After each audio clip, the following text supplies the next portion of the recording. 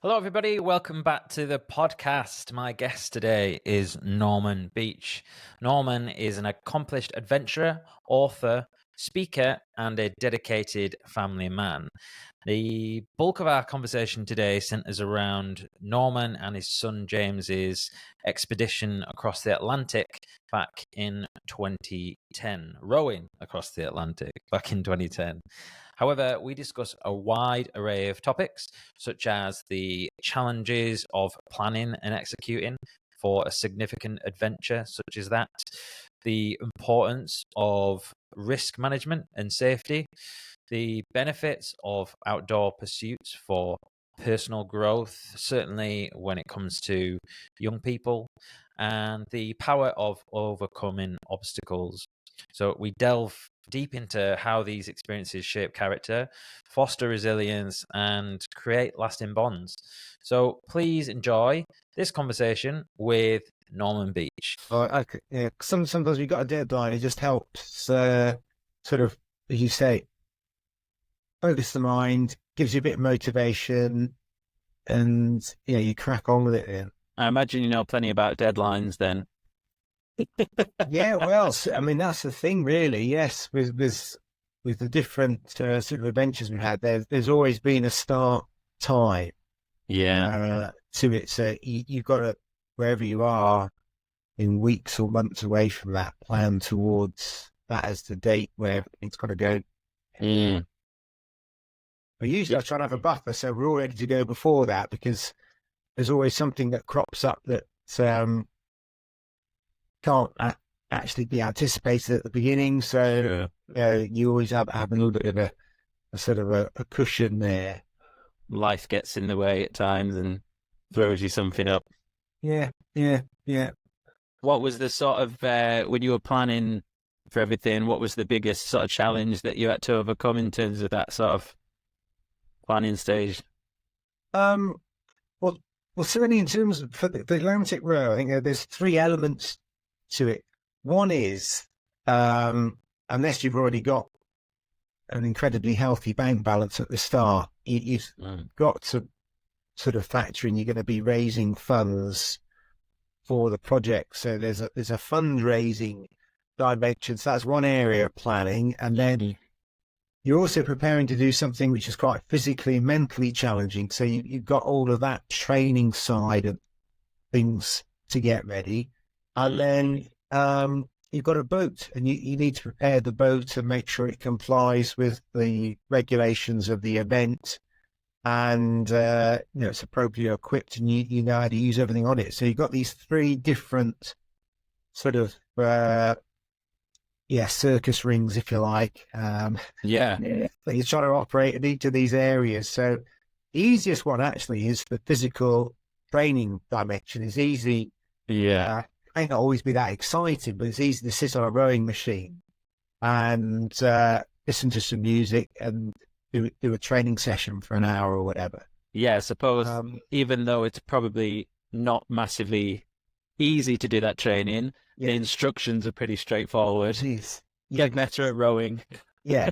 So that is the danger, that you can focus on that to the detriment of having, a project that's funded and you get yourself and the boat to the start line. So, so James and I did try and break up the tasks, and similarly, Christine and my daughter Lydia and other sort of family and friends got involved in different ways with,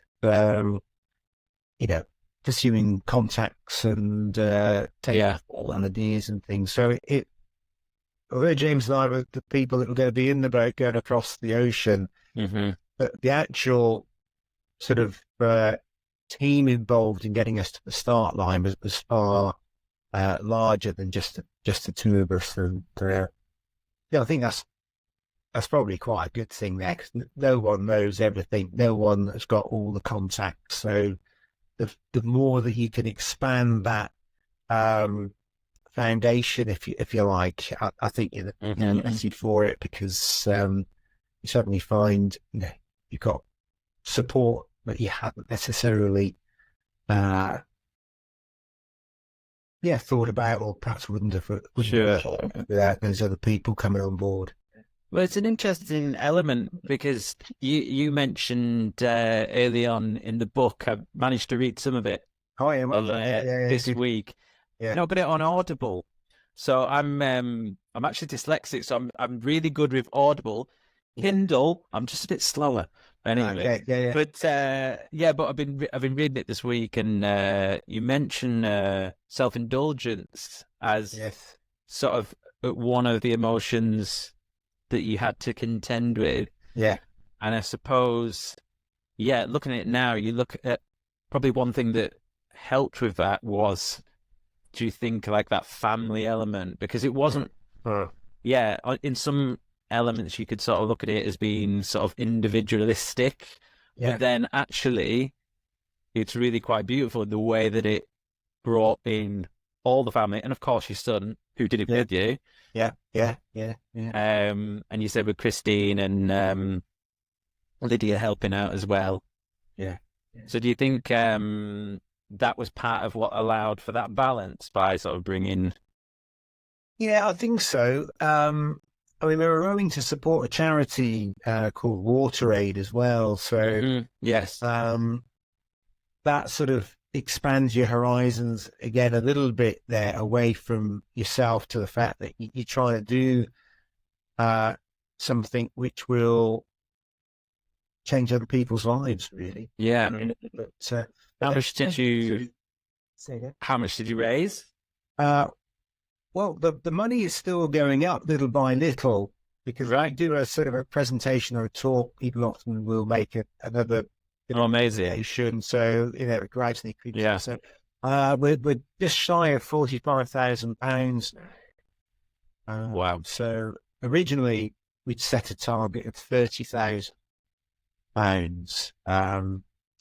which was enough at the time then for WaterAid to be able to put in a water supply and sanitation, so toilets, for a village of about 1,500 people in Tanzania. So in the end, we went past that, and so that was great, really. Just to be able to have that. So that sort of opened up the sort of horizons that it's not just something that we are interested in doing, something I was interested in doing, but it becomes a project that is going to make a difference to other people. Well, they wouldn't have known we were doing it, obviously.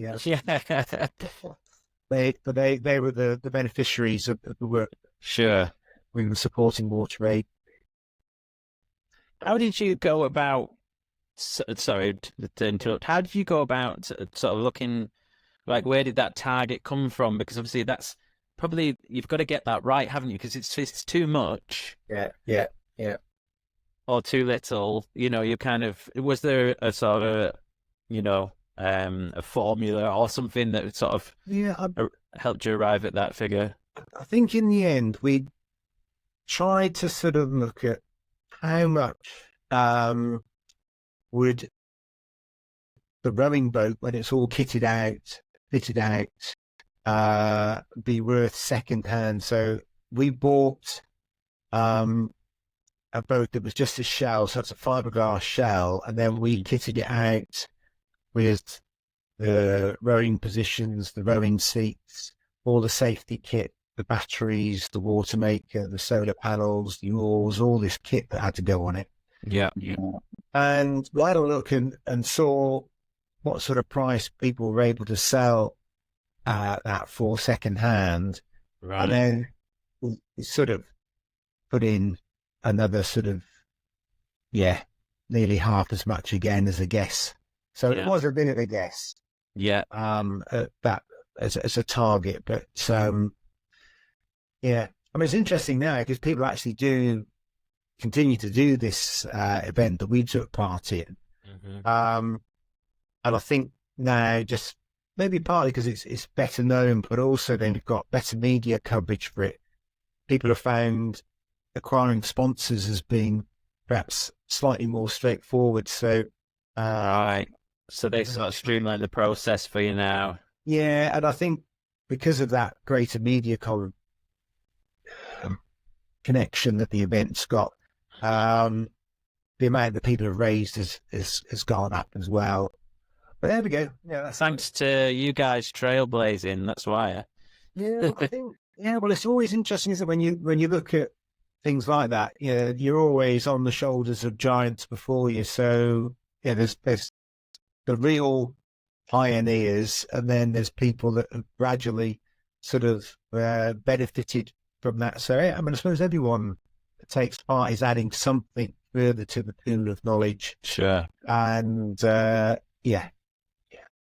What about one of the things I thought about was, because obviously to have that drive in, you mentioned in the book about you sort of early on in life having that dream to sort of go off on an adventure. Do you think if this was 100 years earlier that you would tackle something like that without the technology?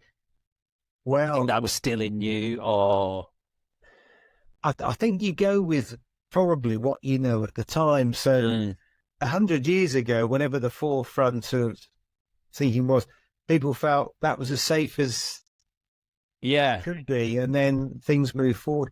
I mean,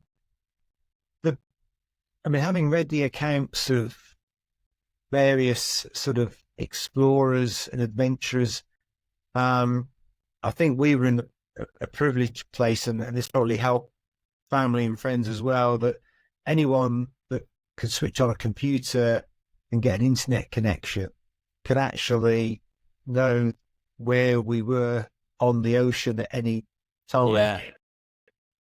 With satellite phone technology, we were able to speak to anyone that had a phone number, really, as long as we could afford to pay the bill. But you did have that level of connection, and if we needed to get some emergency help, there are a number of ways we could have done that. Whereas you go back 100 years and you think, well, if something went wrong on an expedition crossing the Antarctic, it was months and months before anyone would ever know that there was a problem, and any relief would get out to see what had happened, whether there was anyone to rescue. But I think from a mental point of view, that's quite a big factor in making that sort of adventure, I guess, a bit more accessible, because there's already quite a lot going on that you're having to process and deal with mentally, but knowing that you have got several ways of communicating with the outside world. So, for example, if the sat phone had stopped working, we had what's called an EPIRB, it's like an emergency positioning beacon. Right. So, if you activate that, the Coast Guard in the UK know all the details you've already put into this EPIRB, so they would know your position and would organise a search and a rescue. So we had 2 of those beacons on board, plus a sat. So already you got 3 ways of attracting attention to that. Sure. Well, obviously you're not going to need it, but I think for yourself, it puts you in a different place than just being out there knowing if something goes wrong, it's all about us sorting it out, because no one's ever going to. It's one less worry. Yes, I think so. It's and there's a lot of things to be worried about, I suppose. Yes. Or to keep yourself busy. I think overall we didn't sort of go day to day in sort of fear and trepidation that something was going to go wrong. I think we prepared as well as we could, and we knew we had systems on board that would cope with most things. Sure. Had sort of a certain amount of redundancy there, so there was like a fresh water supply on the boat. Right. Water maker packed up, and we had a sort of a spare water maker that you could use for the hand pump that didn't require electricity from the battery. So there's quite a few things there that you knew well. But did you have like did you have any support in terms of bringing on supplies, or was it totally? No, what's interesting about in the time when we did it, you had to have 90 days of supplies on board the boat. Right. And the whole idea of it is that you are self-contained and that you wouldn't be resupplied. So one of the race rules, as it were, is that you're not resupplied by other boats or anything of that nature. So that's all checked before you started. I think now, because the boat design has changed, the actual crossing times has gone down remarkably. So I think instead of really 90 days, they now have to take 60 days of food and rations on board. So yeah. Oh, so because they've got quicker, you don't have to have as much weight. Yeah. Right. Those two things go probably hand in hand. The boats are designed slightly differently, and the boat speed has improved. So that's helped then also by not having quite so much weight of supply. So they've reduced, in a way, the food cargo by a third. Yeah. So that's all helpful. So talk to me about nutrition and stuff then. So what was that like in terms of getting enough your macros? It is tricky because you're using over 5,000 calories a day. It's very difficult for the body to process 5,000 calories. Sure. So you've got this whole thing of you're wanting to have sort of high nutrient, high energy sort of food, but you're also aware that probably you can't eat that amount. So we try to put on a stone of healthy body mass. Yeah. Because typically by the end, most people had lost a stone of body weight. So James and I were going into it more sort of bulked up, I suppose, than we normally would be. But by the end, we had lost weight. So I think our end weight was like a stone below normal. So I think I was around 14 stone when we set off. Yeah. Normally I'm about 13. And then I was just over 12 stone. So so you've lost quite a bit of body mass during that time. Yeah. And do you have to sort of eat stuff? So well, that's it. I suppose there's only so much you can put your liver through. Because, if you're putting all that all that fuel in. Did you have to sort of prioritize carbohydrates, or did you have what was the split for that?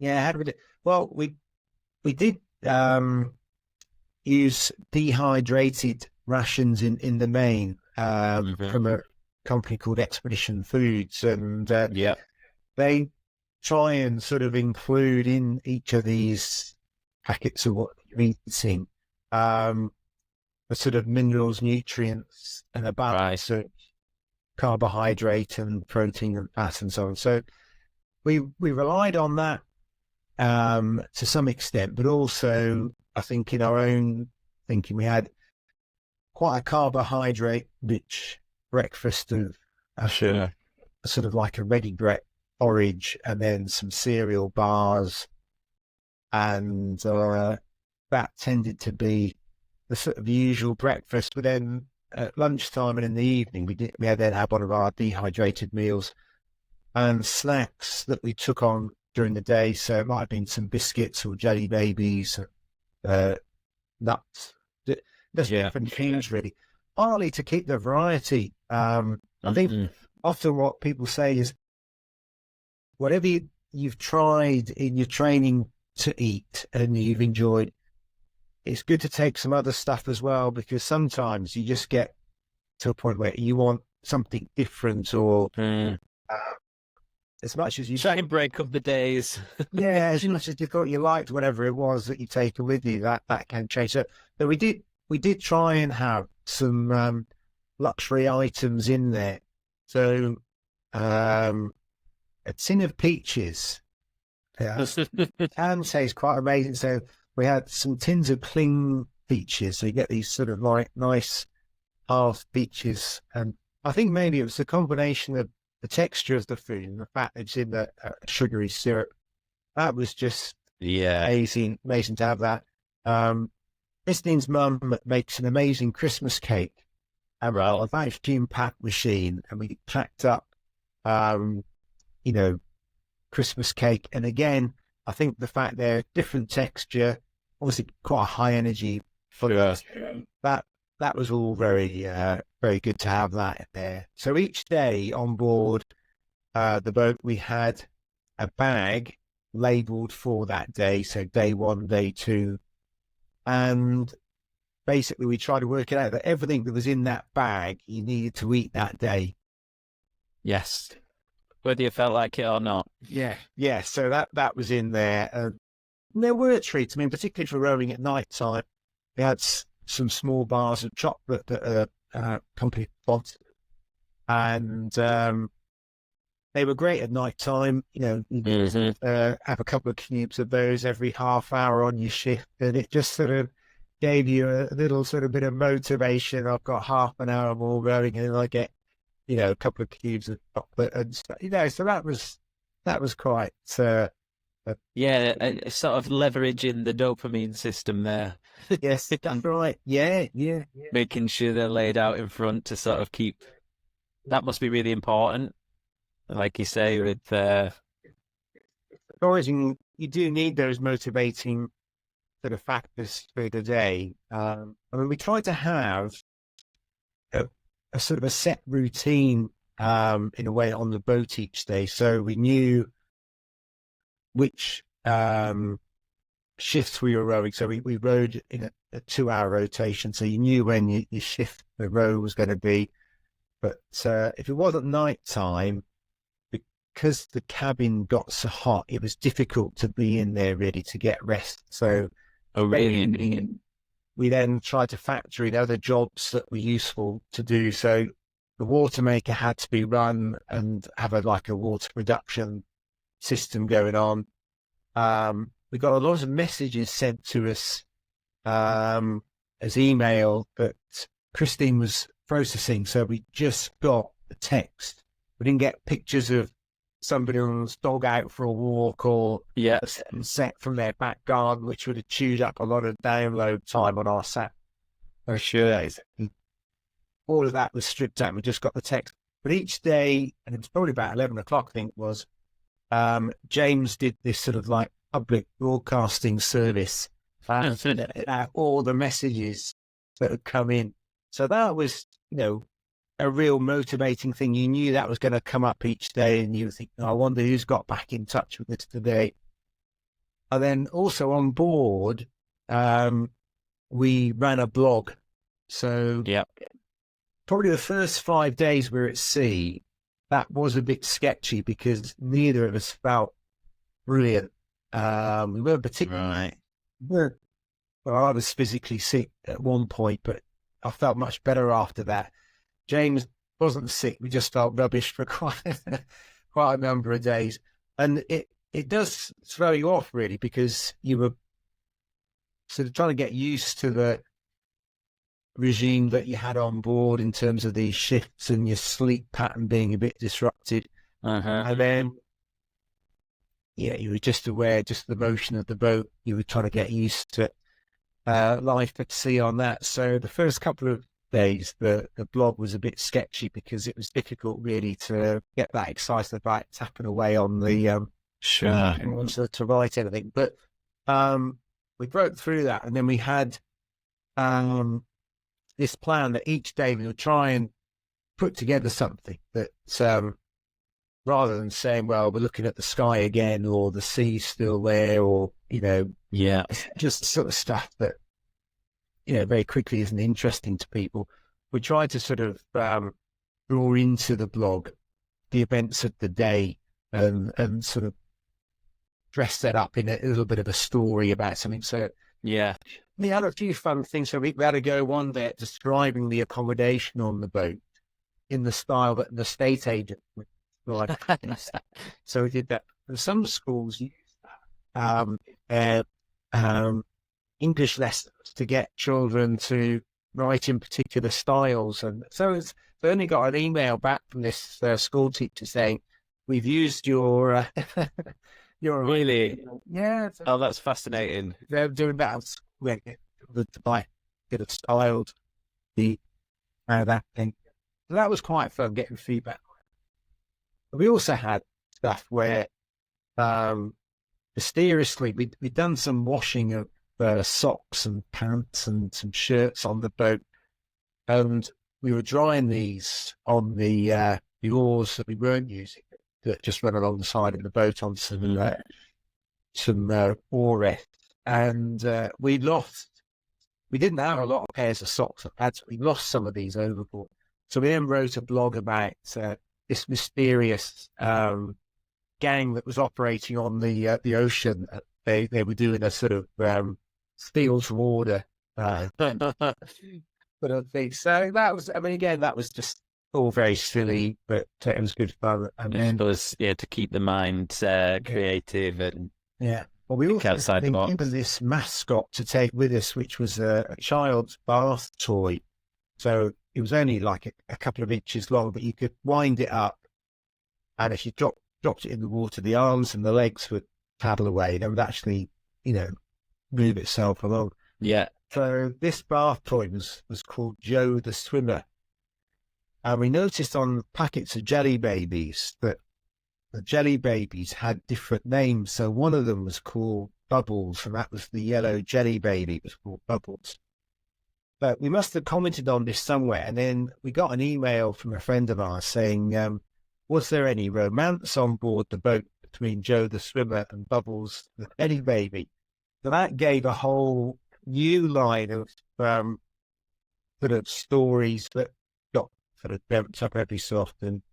So that was, again, a bit silly, but it amused us, and people got into it. I mean, there was over 2,000 people following this blog in the Wow. and chipping in questions and things. So that, when you're looking at motivation, that was quite an exciting thing to have.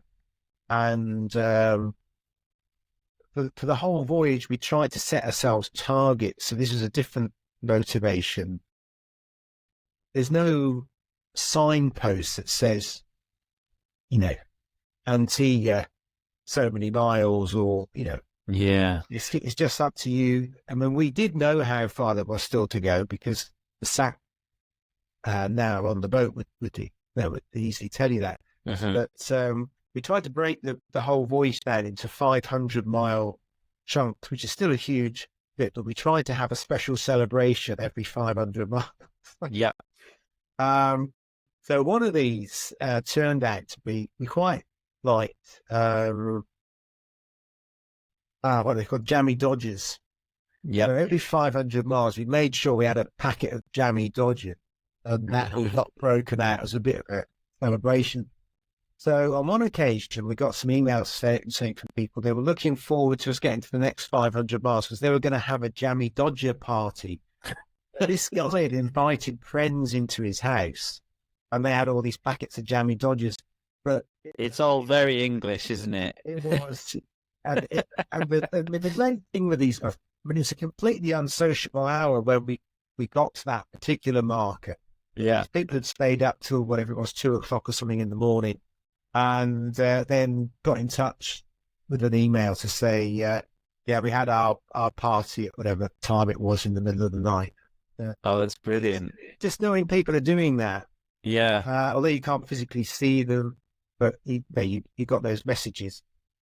Well, it's amazing, isn't it? Because if you think, well, imagine it now and what the technology is like now. Imagine you could probably do a video call or something now. And have you gained something or lost something there? It's that something quite beautiful about it just being text. It's almost like receiving a letter.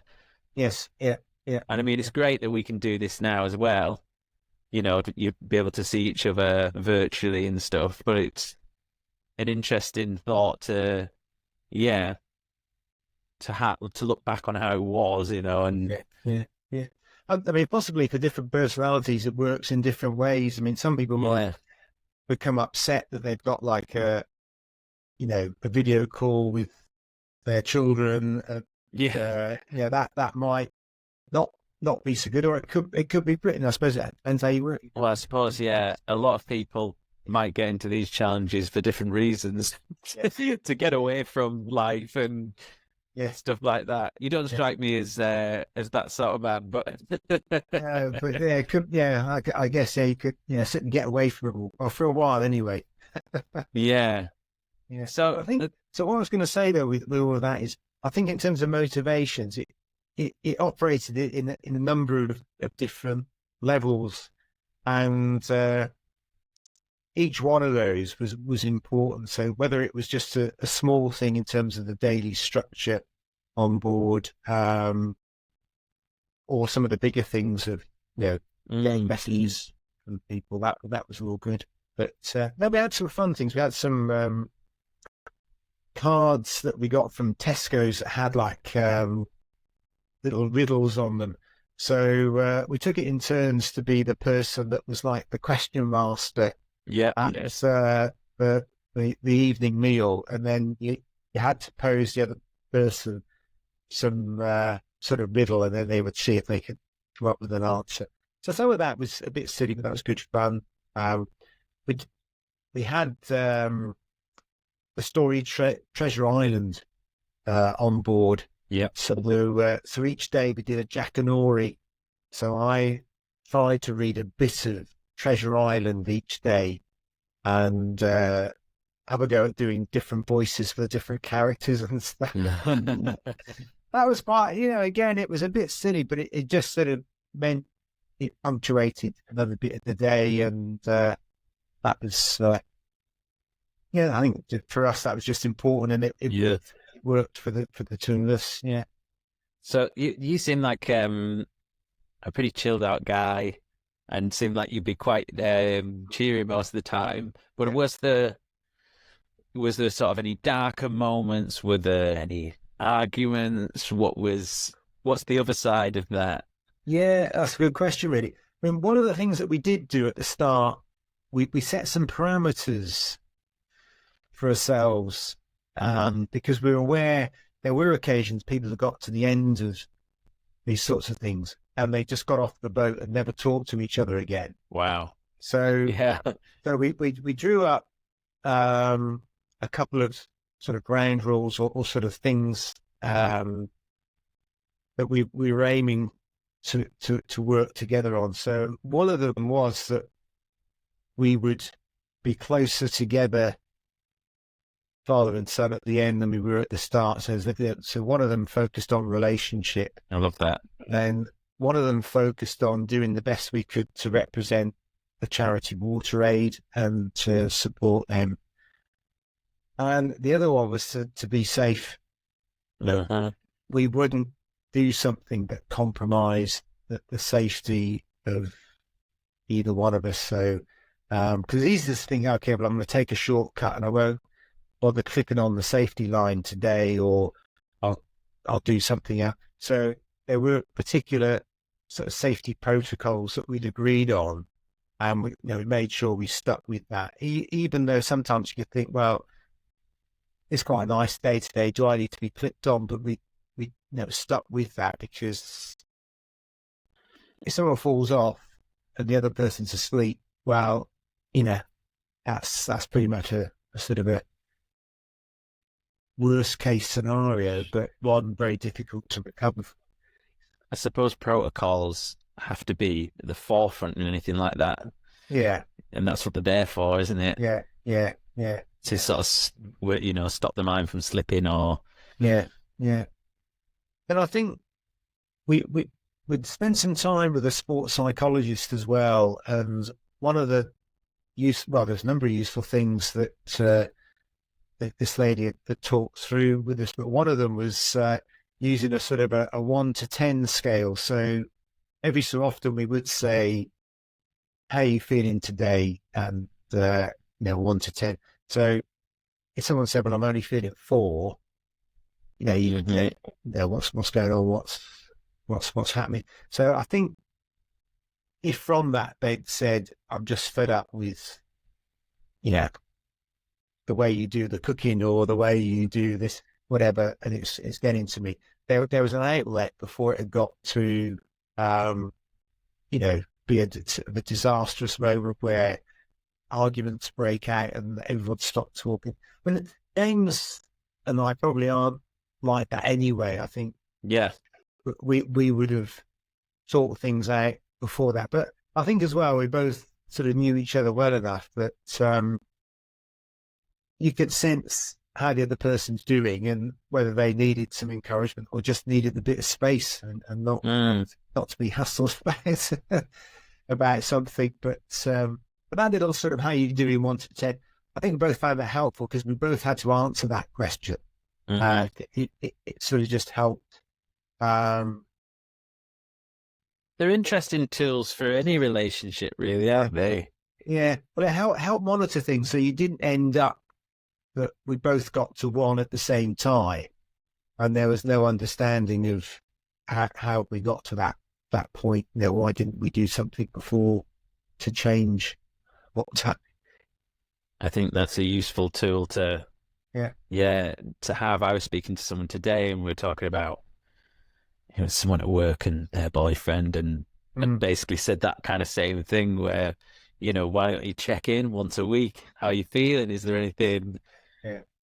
And it's, I think we rarely approach things like that, but it's... Yeah. I mean, having said that, we did have, both of us, some difficult moments. When I'd saved up my holiday from 2 sort of holiday years with permission of my employers, because by doing that, it sort of covered the time I was going to be away from work. But the weather wasn't particularly good in the year we were doing this event. So I think the aggregate time of all the boats that took part in the year we were doing it's probably still got the record as being the slowest aggregate crossing time of the boat. Really? So we're ending up being at sea for longer than we'd anticipated. So was that due to that? Was it the beginning you were sort of blown towards Africa? Did you say? Yeah, a little bit, but it was more. I mean, the time of the year the event takes place, it's supposed to coincide with getting support from the trade winds blowing from Africa across to the Caribbean. So we did get some of that, but we also got a lot of side winds, and that's harder to row across the waves with the waves following you, as it were. Right. But also, I mean, 1 week we were on parachute anchor because there was a headwind. So once the wind is sort of greater than probably about 10 miles an hour, but you can't physically row. Well, you look as if you're rowing, but you're actually not making any progress. You're either at a standstill, or you think you're rowing, but you actually get pushed back. Just a waste of spare energy. Yeah. So you had to have with you what's called a parachute anchor. So it does look like it can parachute, but you can deploy it to the ocean. And as the boat pulls away from that on this long road line, it opens the parachute, and that sort of reduces the distance that you get blown. Right, so it's sort of like it adds resistance to... Right. Yeah. The water's too deep to be able to put an anchor go down the ocean. That's the only thing. Right. But, I mean, we're on that parachute anchor for a whole week. Really? So no rowing 1 week? The whole 1 week on parachute anchor, which, again, I think we were fortunate in the weather forecast initially. We showed, okay, we're going to have this headwind for 1 day. So we thought, okay, we'll go with that. Then at the end of that, that wind's going to be there tomorrow as well. So we thought, okay, we've done 1 day, so we can do 2 days. Yeah. But at the start, if we'd known, okay, it's going to be 7 consecutive days here, mentally that probably would have been a difficult obstacle to overcome. But knowing, okay, we've done 1 day, we can do 2 days. We've done 2 days, we could do 3 days. That sort of helped get us through it. And we set up a sort of a different routine actually for the parachute anchor day. So we tried to focus on getting some extra sleep, checking stuff on the boat was all functioning, and it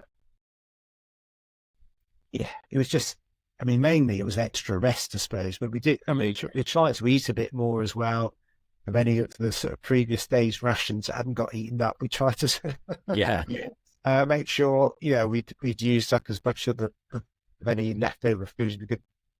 That was about all that you could do. You were very limited, but try and keep thinking through what is there that we could do today, because we have got some extra time. So there were a few bits and bobs like that, but mainly it focused on let's just rest.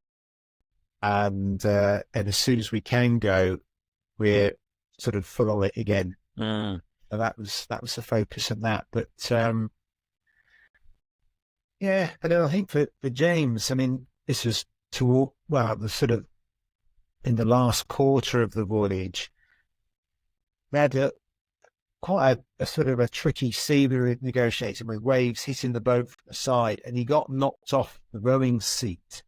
And it jarred his back. So that ended up just being really painful. So the thing that people would say is, okay, well, you need to rest. But the thing is, you had to, he had to do some rowing every day. And when the wind went to be back in the trade wind position, so we were in like a following sea, the boat just sort of went up and down on the waves, so that was okay. But as soon as it went sideways on, you got this motion, and that was then jarring his back. So that was difficult for Jem, but it's difficult for both of us because we tried lots of things. So we sort of ended up thinking, well, you have a rest for a day, and I'll just do more rowing. So I did more rowing. James had a rest for the day. But I just got more tired, and he couldn't get enough rest to get over it. So that didn't really work. And then we ended up doing sort of like, just to get him out of the cabin and to do some rowing so I could get some rest. We'd end up like on his shifts, me doing like a back physio session, trying to sort of back out a little bit, and sort of not easy because James wanted to be doing the rowing, and he did do it as best he could, but he knew it wasn't as good as it would have been if he didn't have a sort of a sore back. So there was this sort of, Did his body sort of adapt or recover in the end, or was it like that for the rest of? Well, certainly, I think the closer we got to Antigua, we started to pick up more tailwinds, and so the motion of the boat became a lot easier. So that was and then once he'd been ashore for a couple of days, I think it was just quite a quick recovery. And so it wasn't until he got on land that it finally shifted. Yeah. But that must have been tough for him. Yeah, I think. When you're in a team, you don't want to not be able to do anything but your best, and then just knowing that was there. But pain is always uncomfortable because it doesn't go away. So it's something else you're having to work on. So you're having to press the delete button on your sort of mindset to get rid of that discomfort. And you can do that for a while, but that just becomes a trying process. So, yeah.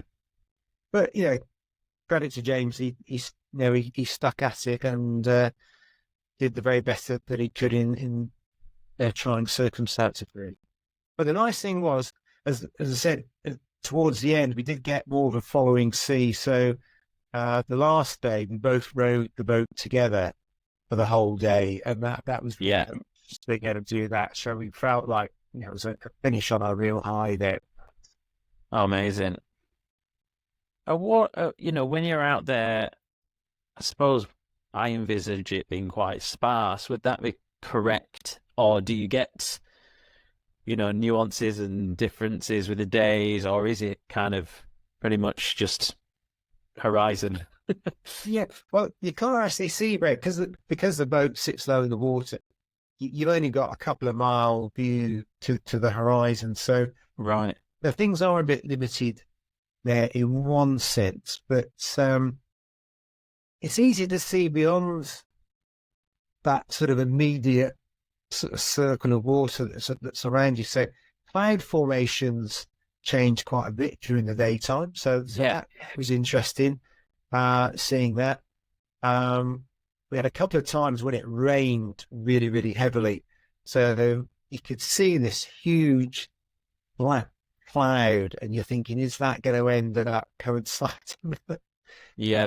Sometimes, I think we were fortunate we just sort of didn't have that. But on 2 occasions, we were just completely sort of under this deluge of water. And it was an amazing experience, really, because the visibility all closed in around us. The top layer of the ocean just went white with all the raindrops falling out. And then we had a bucket out on deck that started to fill up. So, just in a very short space of time, you had 3 or 4 inches of water that comes down. Wow. But it wasn't cold. So Sure. it was just an interesting experience. So were you pretty much warm the entire? Sometimes at night, in the first couple of weeks, nighttime was a bit cool, so you needed to have some extra layers on there. But the further it went on, the warmer it got, really. So So I'd say it's in the first couple of weeks that you felt the nighttime temperature just that bit cooler. Because you leave from, is it Spain, Portugal? Well, it's La Gomera is a Spanish island. And next you've got Tenerife, and they're very close to Tenerife. You've got La Gomera, and that was the starting point. So it's a Spanish island, yeah. Tenerife is the Canary Islands. Canaries, yes, yeah. That was the starting point. But I think, going back to that question of, what else in terms of the environment, you're very aware of it being an ocean environment because you'd see fish jump out of the water underneath the boat. Yeah. Dorada fish, and at night time, if you shone a torch under the boat, these Dorada fish, if you looked under the boat during the daytime, so that was all quite interesting. We regularly saw dolphins, saw a couple of whales. So, that sort of broke up the day because things would happen around you from that point of view. I think also you're very aware of,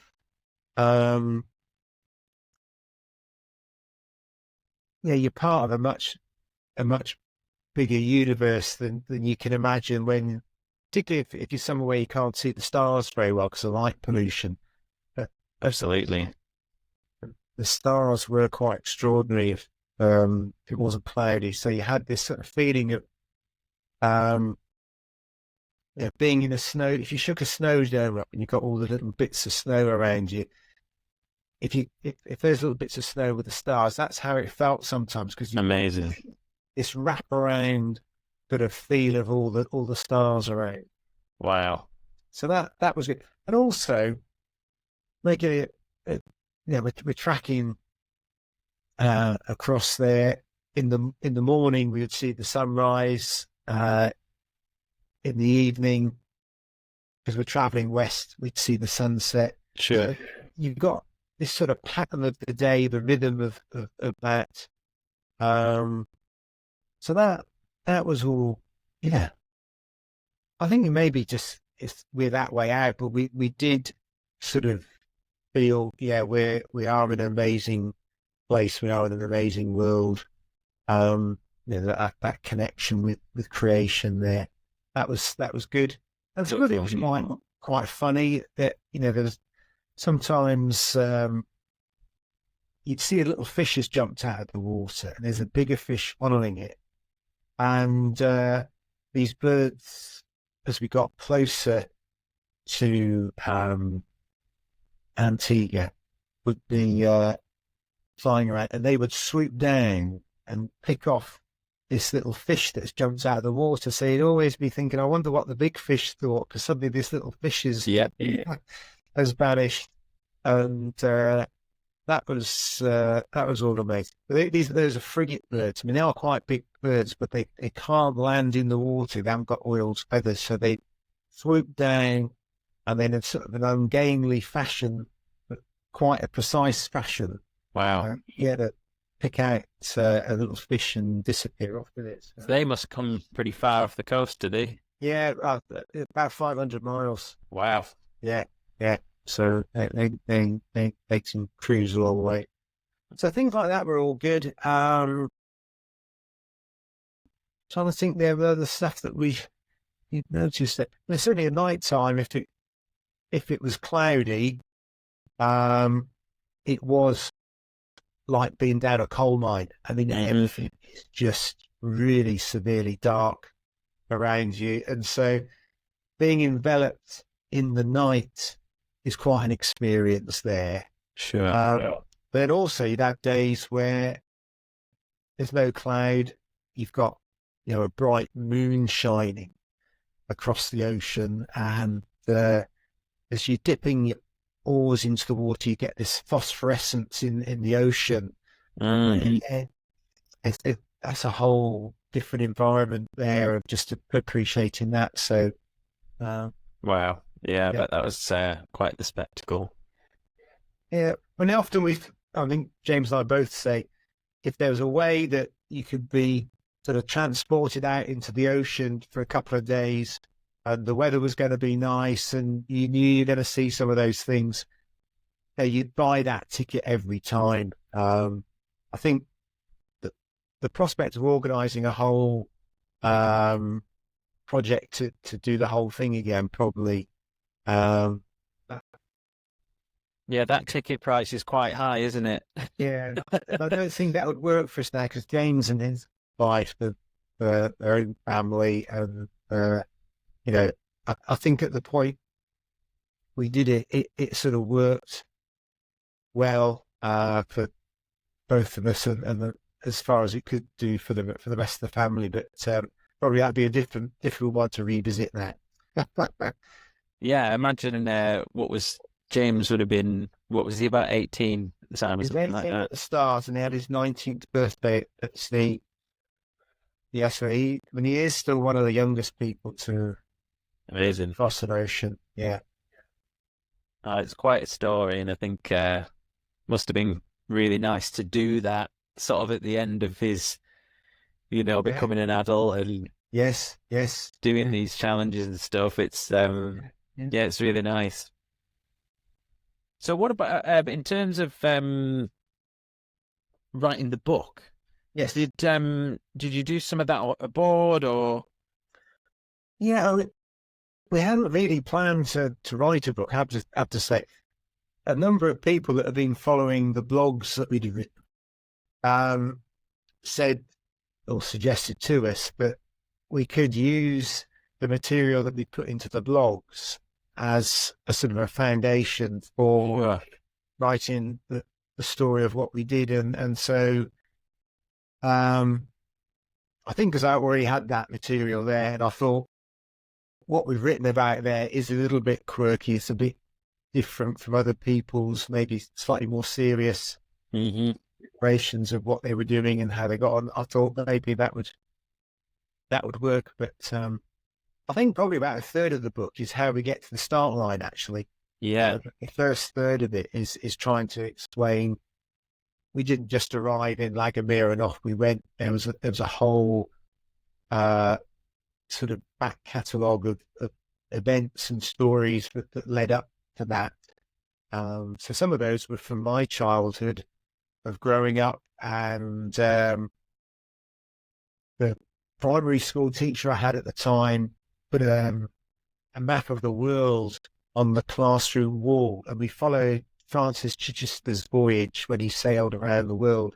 This was plotted onto the map, and I was in school in Swanage in Dorset, which is quite a long way from where Francis Chichester finished in Plymouth, but the teacher walked us up onto the headland, just outside Swanage there, to see if we could see if we could down in the coast, Right. which I think is impossible to do. Even with the binoculars, and down the coast where you couldn't see them. But just, I think her sort of that wonder, isn't it? all the class of small children in what was an amazing adventure that was going on, and being able to burst in the world for someone this boy. Obviously struck a chord with me. I think growing up, my own parents were good at allowing us freedom to do lots of mini adventures, whether that was doing some cycle camping with my brother or allowing us to go off and do something when we were in the Scouts as a bit of an adventure and stuff. That all, I suppose, was grist to the mill, really, in sort of forming or sort of getting some ideas into your mind. I remember a great aunt bought me the book Kon-Tiki by Thor Heyerdahl, and that whole sort of balsa wood raft voyage across the Pacific. Reading that, I don't know, when I was 10 or 11 years old. Yeah. It wasn't something I thought I desperately want to go and do that, but it was just the fact that people were doing adventurous things. When the first moon landing was on, my brother and I, before school, would put the television on to see what the latest was. And often on that, there was a thing called, I think it just came up on the screen, simulation. So there was a drawing of the space capsule, because there was no television of the space capsule going through space. So there's just this picture of the capsule on the television. That was it. And I think there was maybe a little clock going saying how long it was since they'd had liftoff. And my brother and I probably watched that for 20 minutes before we go to school. And that was it. Let's just cool. Yeah. That's all there was. And then later on in the day, I suppose, Patrick Moore and Co. were then talking about what had happened, what the latest news was and stuff. It's a bit like what I mentioned before, isn't it? It's that the beauty is almost in the wonder and not being able to see everything, because, it's a bit like when you look at a map. I remember I had a big one for a long time, big map in my dining room. I used to just stare at it, and it's that sort of just letting the imagination go, isn't it? Yes. It can really help. Yeah. What would you, because obviously it's these days for parents, bringing up children in this environment, and obviously we know the whole argument with TikTok and iPads and all the rest of it. What advice would you give to any parents out there that are wanting their children to sort of foster a healthy relationship with adventure, not mollycoddle, but have that balance? Yes. Yeah. Well, it is difficult because people are often saying, well, you can't do that because there's an element of danger. But, everything's dangerous. Just watching the news yesterday, there were people coming back into the UK from Sudan. And I think that reporters said, well, they're now safe in the UK. And that's relative safety. Yeah. Unfortunately, today there will be events that happen in the UK that are completely outside of people's control, which don't always have a good outcome. And, you can't escape from that entirely.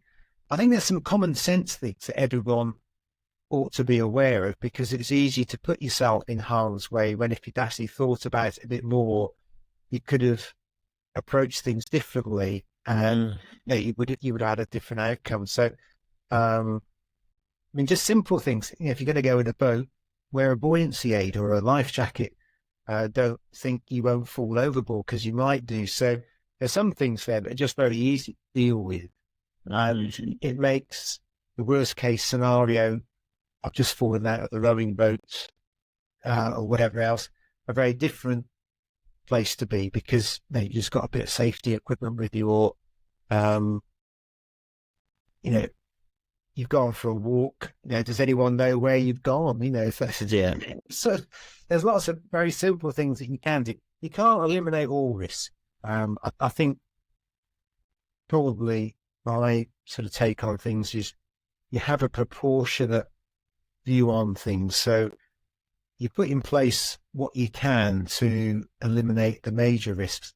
There'll always be, at the end of it, some residual risk. And you've got to make a judgment then. Is what you're left with acceptable? Because I suppose without any risk, there's no form of character building, and that's it. Then you can say, well, why do it? So I think there's got to be. I think for young people, there is a sense of wanting to explore. I think there's some research being done, particularly with young men.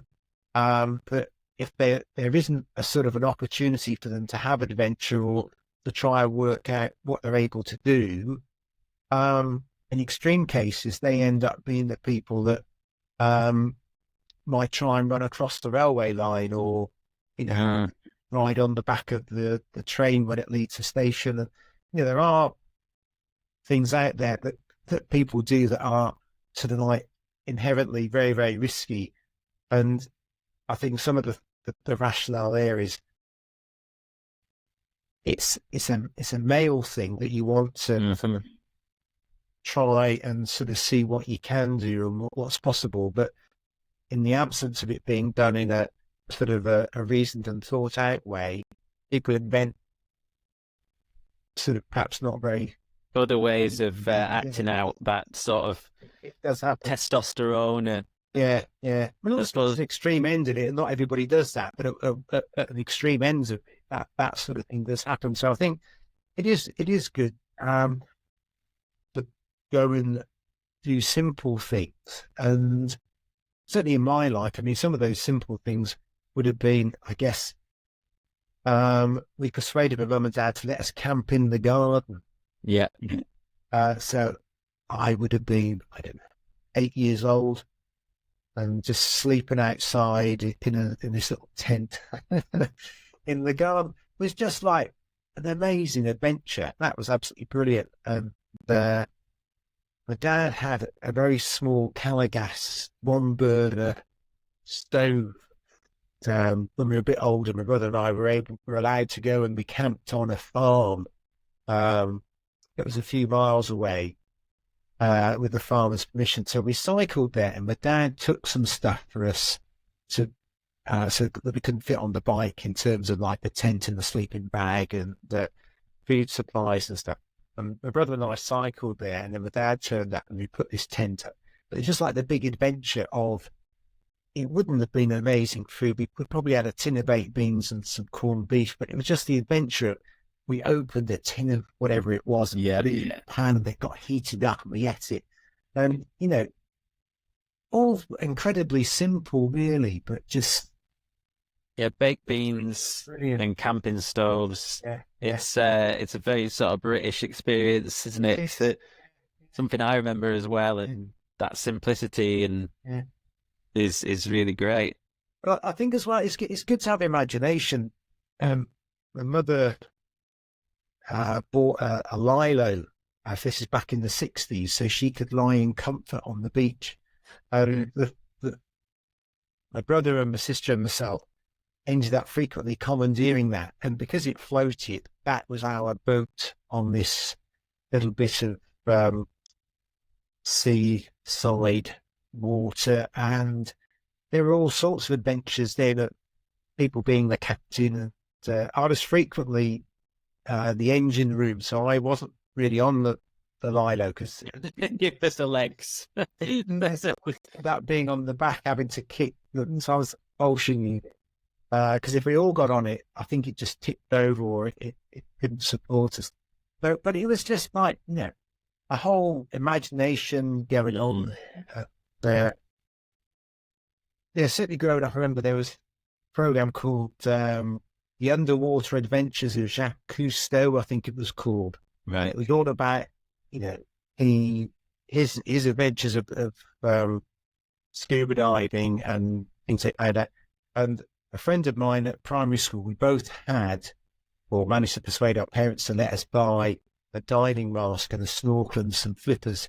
And we would go into, again, it was quite shallow water, but, pretended to be Jacques Cousteau.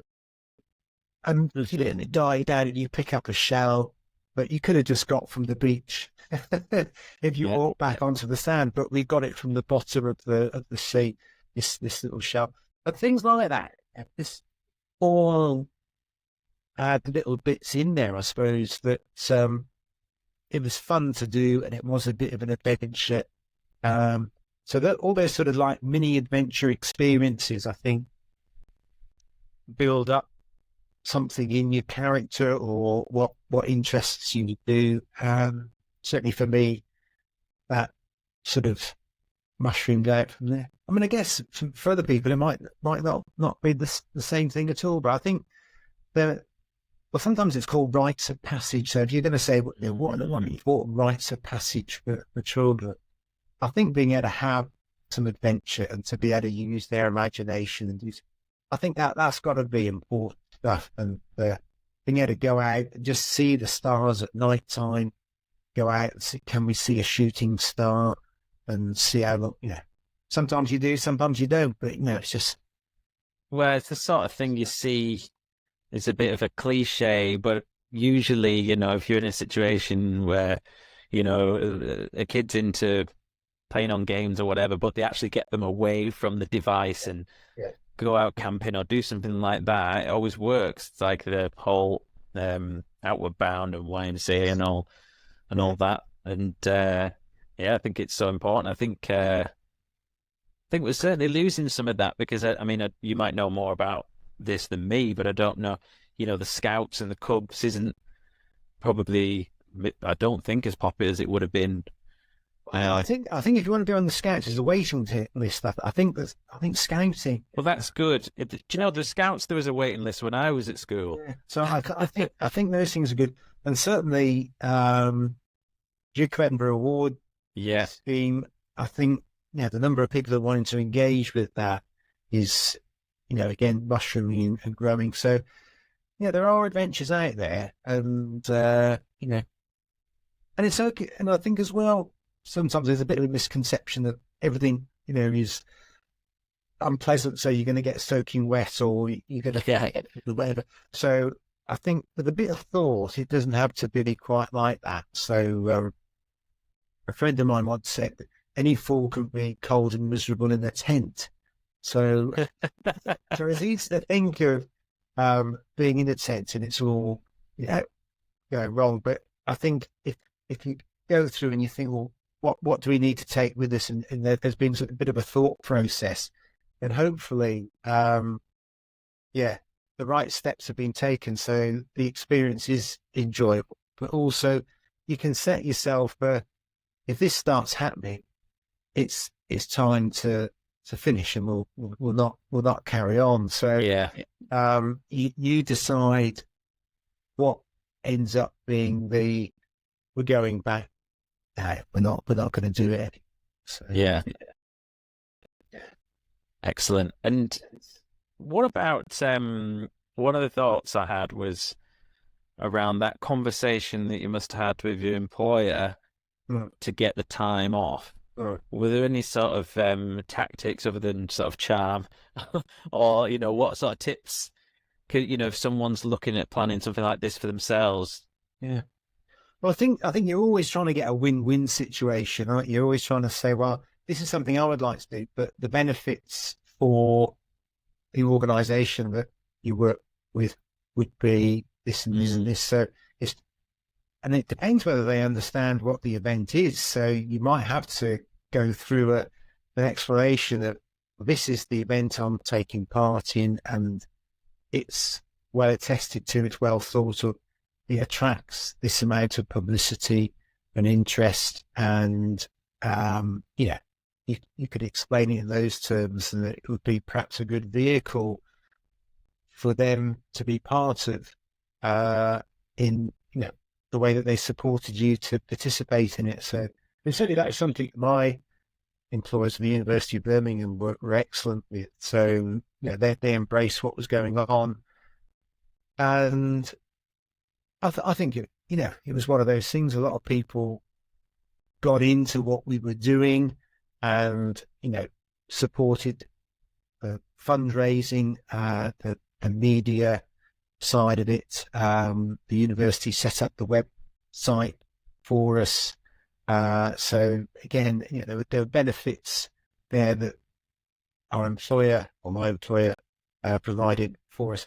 Not necessarily in hard cash, but in lots of other ways that saved us having to either spend time doing that, which we didn't have necessarily all the time to do, or they had expertise in and were able to set stuff up like the website, and manage that for us. So we provided the copy and the photos and details, but someone else put it all together. So that was a time saver, also a money saver, and what they did looked really, really good, and so that supported the project in that way. So yeah, seems that relationships and sort of networks and networking seems really key to something like this.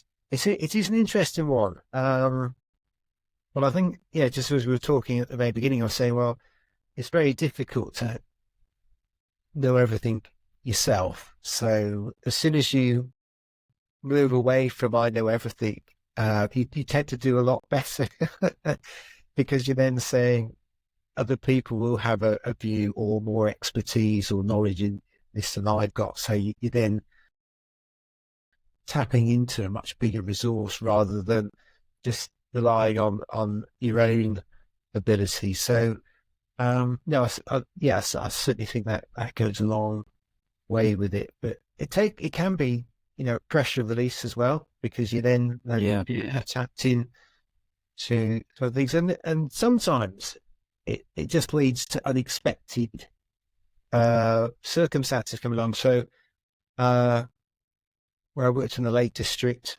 an outdoor ed centre on the other side of the lake got in touch to say, could I come and do a talk for some guests that they had at the centre? And so this was about what we were going to do, because we actually hadn't completed anything at that stage. We stood in that getting the boat ready stage. I remember I was just really, really tired at the end of this day, and I cycled around to do the this presentation, and this group of 30 adults, they're all very interested, and they asked some great questions at the end. And I thought, okay, had a bit of a whip round, and they gave us a bit of cash for having taken the time. So I thought, well, that's all helpful, because it would all add into the support we're raising. And then this gentleman said to me, what are you doing for batteries?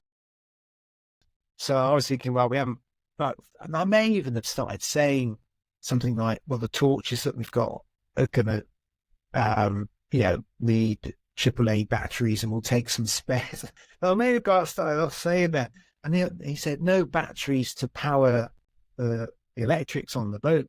So I said, I said, we haven't quite got there yet. And he said, then, I work for Excite Batteries, and he was one of the directors. So he arranged to have delivered to us 2 marine batteries. So the value of the 2 batteries was about £500. Wow. So that got delivered to us. And suddenly, we put Excite logo on the side of the boat because they then became one of our sponsors. They got their details on the boat and details on the website as one of the sponsors. So they got something from that. But that was just massive, really. And we didn't have to work out where to source it from. We didn't have to find another £500. And it all got delivered when we wanted it to the boat. And that was amazing. Yes. So that was sort of like the connection that came from another person we knew, and just events lined up, and You never know what's going to come from meeting different people there. no. So that was terrific.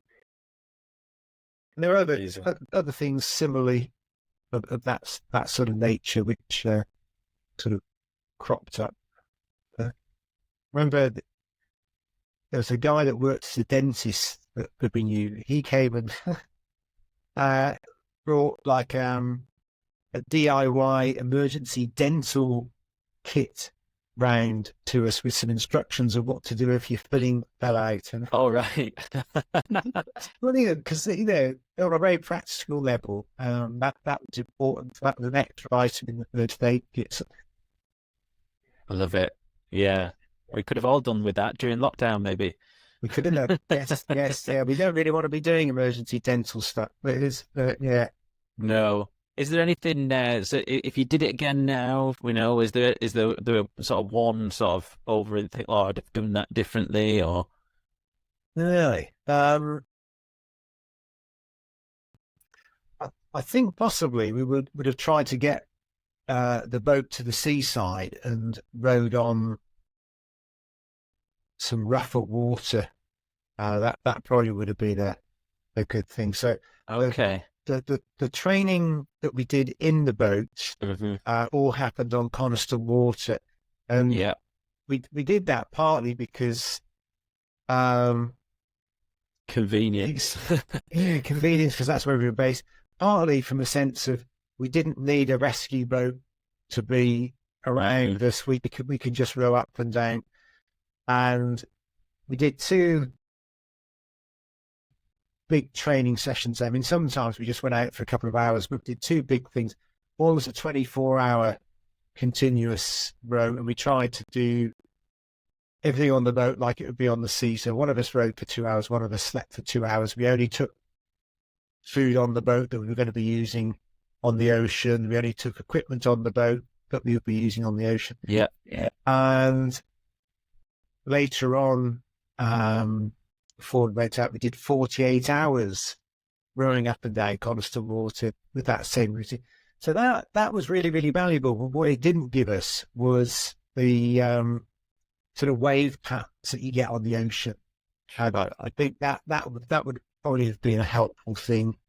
But Was that your typical sort of cadence when you were at sea, 2 on, 2 off? yeah, we did. That's something I've been wondering. Yeah, we did. Well, at night. Well, when we did the 24 and the 48-hour row, the person that rowed at night time rowed for 4 hours, and then they had 4 hours off. And the idea was it then gave the resting rower a better sleep. At least 4 hours solid rather than right. And we did start that on the row when we were out at sea, but after sort of 4 or 5 days, it became very, very difficult for the person that was doing the rowing to actually put up with sitting on the seat for that late for top. Right. As they ended up getting a sore bum. So we then went to this, okay, let's do 2 hours and 2 hours. And in retrospect now, probably what we should have done was go with a 3-hour night time. Best of both. That might have done better. There's a few other things possibly, we've talked about since, whether we could have done a bit more with both of us rowing at the same time. We did try that on the ocean at a few points, but the sort of setup on the boat made that a bit tricky because you had to clear everything out of the way. Whereas if one person rowed and one person didn't, there was a bit more space on deck for other items that you didn't have to tidy. So it's just organisation and the space on the boat. But I think now with some of the boat designs now, it probably is much easier to do 2 people rowing at the same time for longer periods. So Right. So that we did try. It didn't seem to work quite for us, so we stuck with that 2 on, 2 off. And then the last day we both rowed because we knew we didn't need any of the other stuff on the deck, so we just chucked it all in the cabin. Yeah, And it's got it out of the way, and then the boat was just set up for the two of us to row. So it just goes along a bit better, I suppose, and there's the motivation. sure. That's final sprint. Yeah, it was. Yes, yeah, a bit of a final burst. So obviously, you're a keen cyclist. Yeah, You're still cycling at the moment. yeah, yes, yeah. So Was it Land's End and then the island ones? Is that yeah, so I mean that's James's fault. If the Atlantic Row was my fault for having that as an idea, right? we were driving James back to university in Sheffield, and he said to me, "Oh, it'll be quite interesting or a bit of a laugh to get a tandem and cycle Land's End to John O'Groats." So that sparked an idea. So then we were looking on eBay for second-hand tandems and working out, well, how long would it take to do that and when would we do it? So it boiled down in the end, I think at the end of James's first year at university, the other stuff that he was doing, we had 1 week where this whole thing had to fit in. So that involved a day to drive to Land's End, do the cycle, and then drive back from John O'Groats to Sheffield because he was moving all his stuff into different accommodation, and that all had to be sort of engineered this particular day. So it all fell into, everything had to fit into this one week. Do you think it was quicker on a tandem than it would be on a regular? Well, tandem, it depends. See, the thing is, it all depends, is the answer, on the type of terrain. So as soon as you get to a hill, cycling up a hill on the tandem tends to be slower than on a regular bike. Right. And when it comes to going down a hill, the speed the tandem picks up is phenomenal. So that's great as long as you're on a road where you feel comfortable. Sure. Is Absolutely hammering it. that speed that you suddenly picked up. So some of that, I guess, just requires a bit of careful judgment that you don't overcook it going down or with this extra speed. But yeah, I think overall the feeling is because of the sort of the hilly terrain, trying to get out of Cornwall, Devon, you are up and down Vale a lot. Coming up through the Midlands, Cheshire Plain, up until we got probably to Lancashire, that was a bit more. I mean, there were hills, but it tended to favour tandem cycling, I think. And then, yeah, certainly going out of the Lake District and then some of the Scottish hills, yeah, that was a bit slower going. So, yeah. Do you prefer being up front or behind? It tended to work better when James was on the front of the tandem. I think partly because he's taller than I am. And there's slightly, in terms of adjustments you can make on the bike, it worked slightly better that the taller person was on the front. But we did swap, partly just because it meant you had a change of posture, and whoever was on the front had more thinking to do because they controlled all the gear changes as well as brakes and steering. So every so often we did do a bit of swapping just to break things up a bit. Yeah. But overall, it did work better with James on the front doing all of that. But yeah, so we did that, and then afterwards we thought, well, we've got on one end of from England up to Scotland. So is there something similar in Ireland? Certainly with my wife Christine's home being in Ireland, that's where she's also. We thought, well, that'd be quite good to sort of do that as well as having done up through the sort of English counties into Scotland. Yeah. We came across an event called Race Around Ireland, which is an ultra distance cycle challenge.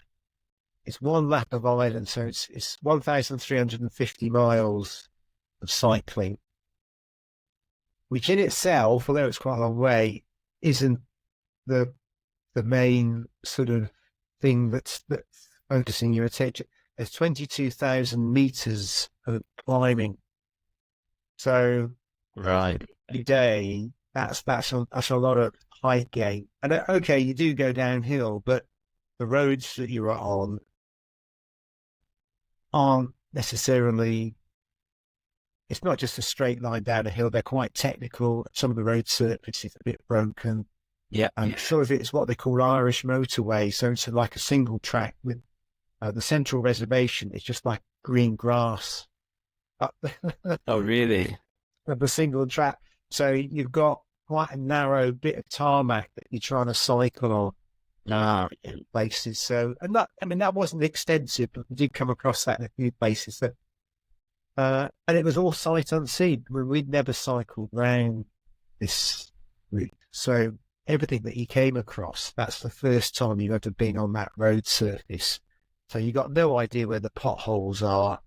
So all of that is a bit of a challenge. But also, you've got 5.5 days to do the whole thing. Right. So the clock starts at a place called Trim, which is just north of Dublin. And if you stop to get off the bike, to stretch or to have something to eat, the clock still runs. So yeah, you're very much aware.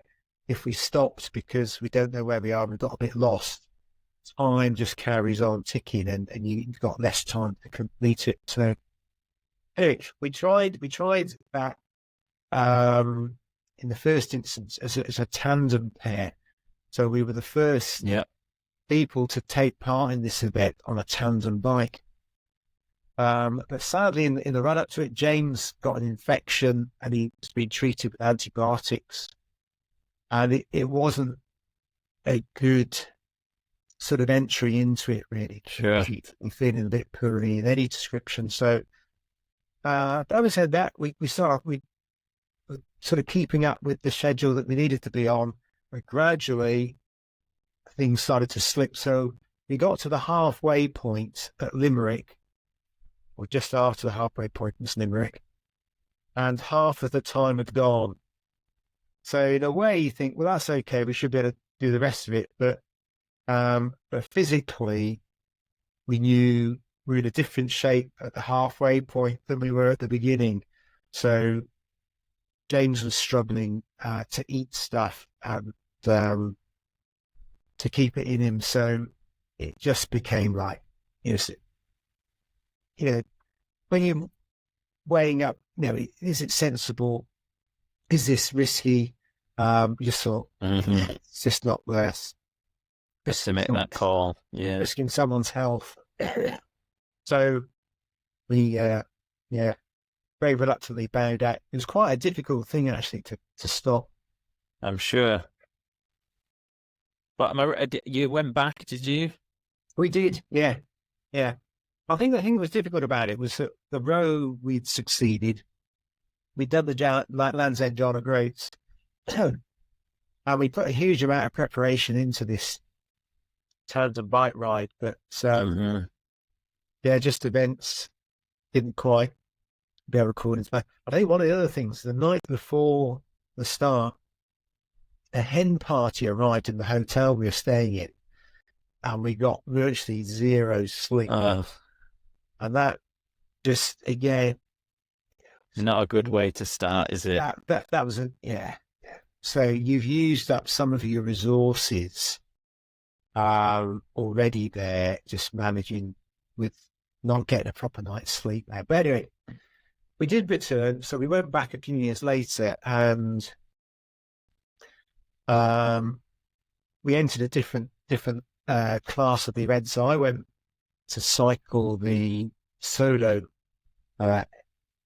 race, and James was part of the support team, right, backing up the efforts.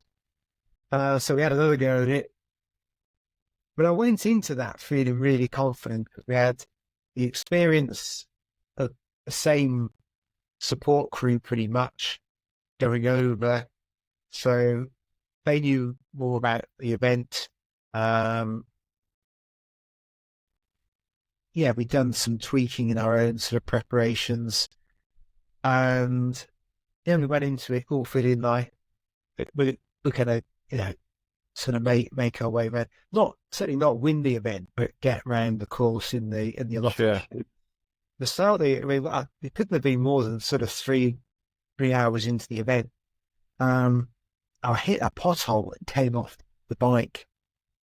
But the bike was okay, but all the usual places when you fall off a bike, like your knees, elbow, shoulder, hip, all of that just got, bad grazes and road rash, and obviously eventually bruises come out.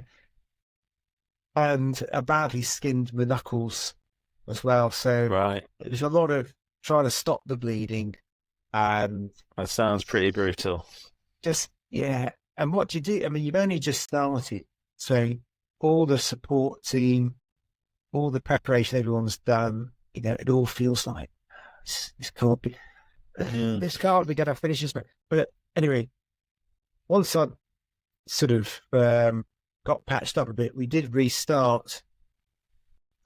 So I carried on, and to be fair, I mean, it did feel, although it wasn't very comfortable cycling, it did feel like we were still going to manage it. So we got all the way down to the southwest corner of Ireland, to Lizard Head. That's sort of like 950 or nearly 1,000 miles of this 1,350 route done.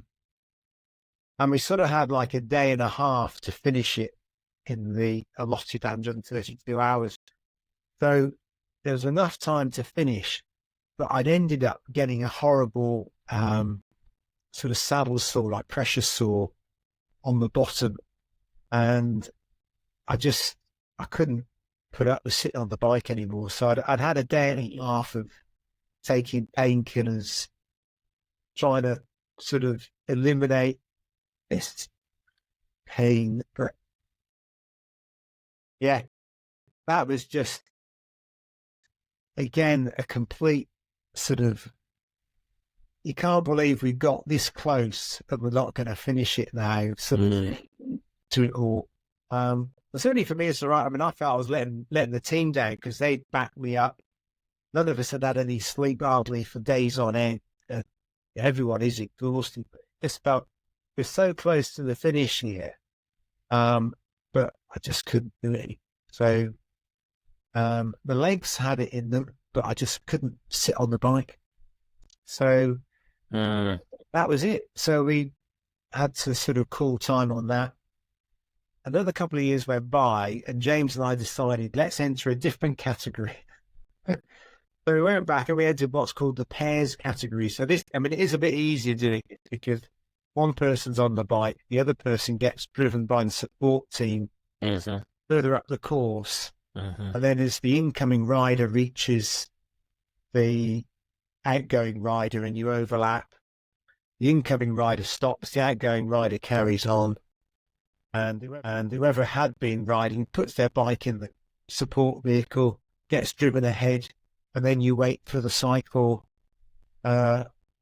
to come into your place on the course. Right, I see. Become the guy riding again, and the other guy becomes the rest. So it is a bit easier doing that because ostensibly, you sort of riding hearts. So I'm pleased to say we did complete that. So it's Amazing. third time round.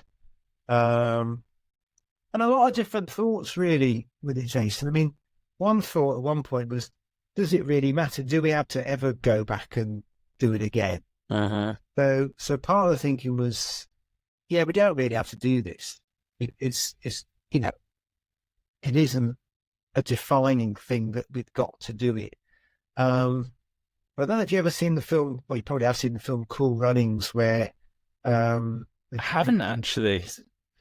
You'll need to see it because this story might sort of ring a bell with you a bit more if you watch the film. But the Jamaican bobsleigh guys come out of the sled, it crashes when they're competing in the Winter Olympics. And that did happen in real life at the Calgary Winter Olympics. But in the film version, what happens is they're quite close to the finish line, and they actually pick up the bobsleigh and put it on their shoulders and walk to the finish line. So that never happened in reality.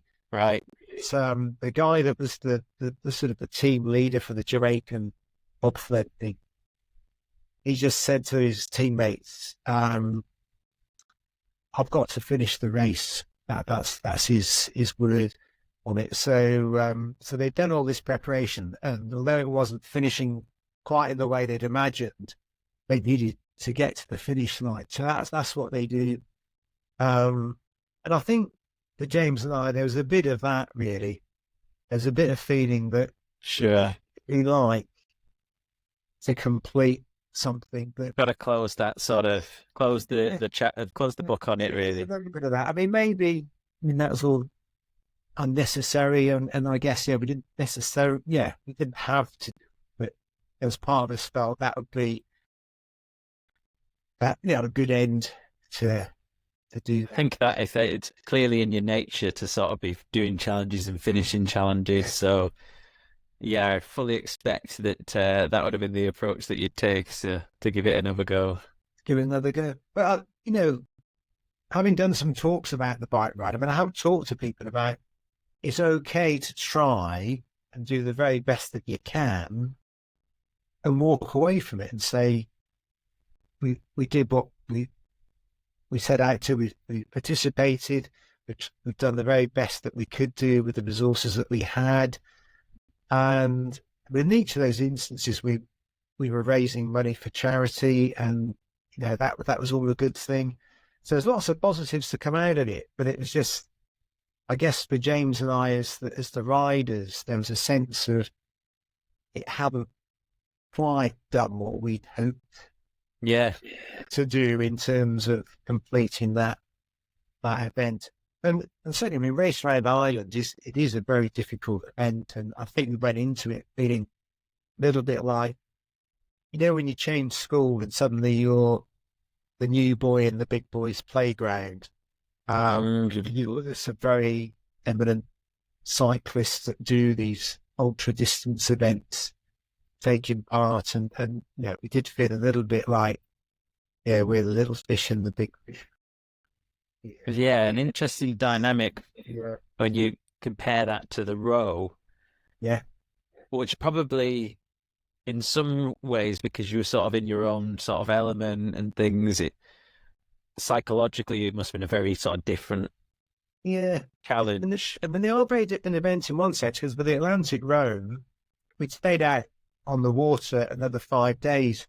It wouldn't have mattered. We'd have still got to the end. Whereas the Race Around Ireland, you've got 132 hours, and if you don't finish after 132 hours, it's a DNF, did not finish. That's all the acknowledgement for all the efforts. This competitor did not finish the challenge. So so that's always the problem with having something that's time bound in that way. Sure. There is a cut-off, and you haven't got to the end in that time. It's not that the organisers are wanting to diminish the effort that you put in, but there was a standard set, I suppose. That's the height the bar was, and to get the finisher's medal, you had to do it in that time frame. Yeah. And are you still cycling these days? I do, yes. Yeah. In fact, Christian and I, this summer, up the August and September time, we are taking our bikes on the ferry over to St Malo in Brittany, and we're going to cycle down to the Mediterranean. So it's about 1,000 miles. Do you know, Norman, I was looking at doing this last year. Okay. Yeah, I had this little idea, and literally I thought I'd cycle to the Rock. And so it's interesting you say that, to Gibraltar, So Yeah. don't know whether I can get the time off work, to be honest. But Well, the amazing thing is, we are doing it quite leisurely, yeah. rather than anything else. But we've created our own timeline because we booked some accommodation, bed and breakfast. So we do need to get to the next bed and breakfast, but I think we do it about 50 miles a day. Yeah. So it's not race round. In race round Ireland, you've got to cycle nearly 280 miles every 24 hours to get around the course in the time. So there's no time pressure of that dimension. And there's no disgrace to say Christian is using an electric bike. Absolutely not. He's got a little bit of assistance from the motor. You still got a pedal, but it's get a little bit of a lift there from that. So so we're a great thing to do. Yeah, so we're doing a bit of going out training together at the moment. It's active retirement. It is. Yeah. So it's a different challenge in that sense. Very different sort of adventure. But we're looking forward to it.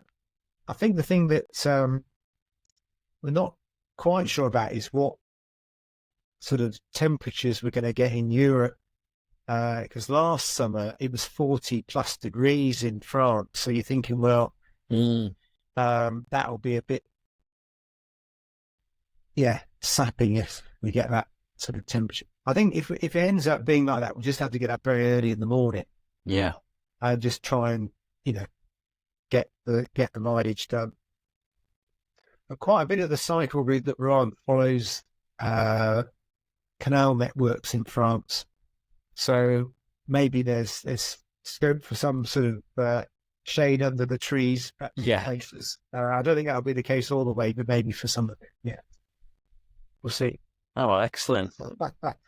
Well, I wish you both the best of luck, and this probably brings this nicely to a close. Yeah, okay. But I really appreciate you taking the time out. Yeah. And it's been really fascinating to hear all your adventures and stuff. And it's good to see that you're both doing well and enjoying your retirement. Yeah, thanks, Jason.